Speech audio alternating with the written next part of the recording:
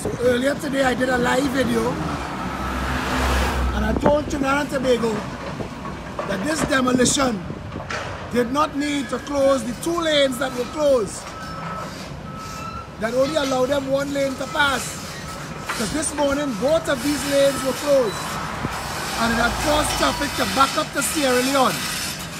Somebody obviously watched the video, because now they've done the proper thing. They've closed 1 lane because they have that lane plus the shoulder plus the sidewalk for their demolition. They didn't need to close the 2 lanes this morning